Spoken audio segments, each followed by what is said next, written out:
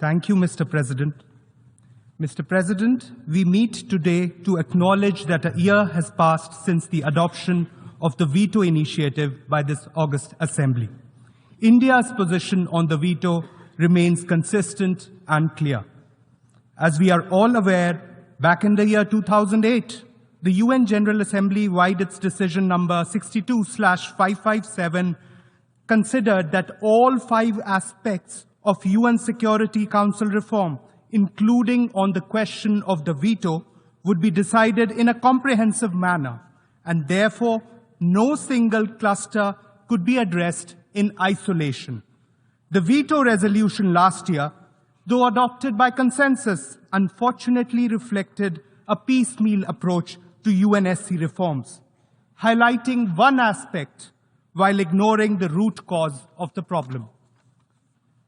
Regarding the substantive aspects of the exercise of the veto in the Security Council, my delegation has the following 4 observations. 1. Over the past 75 years, all 5 permanent members have used the veto to achieve their respective political ends. In this regard, let me flag what our African brothers and sisters have repeatedly stated in the intergovernmental negotiations on Security Council reform, and I quote, "The veto as a matter of principle should be abolished.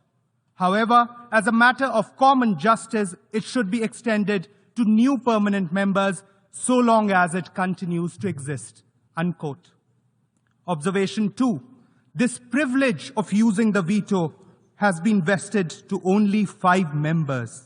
As rightly called out by our African brothers and sisters, this goes against the very concept of sovereign equality of states and only perpetuates the mindset of the Second World War. To the victor belong the spoils. Observation 3. Either all nations are treated equally in context of voting rights, or else the new permanent members must also be given the veto. Extension of veto to new members, in our view, will have no adverse impact on the effectiveness of an enlarged council. And observation 4. The exercise of veto is driven by political considerations and not by moral obligations. As long as it exists, the member state or member states who can exercise the veto will do so, irrespective of the moral pressure, as we have seen in the recent past. Therefore, we need to address all 5 aspects of UNSC reforms, including the question of the veto, in a comprehensive manner, through clearly defined timelines in the IGN process.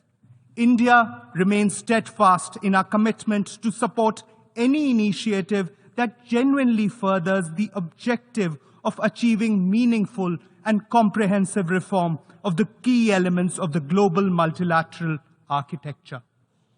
Lastly, the Union territories of Jammu and Kashmir and Ladakh were, are, and will always be an integral and inalienable part of India. No amount of misinformation, rhetoric, or propaganda from any country can change that fact. Thank you.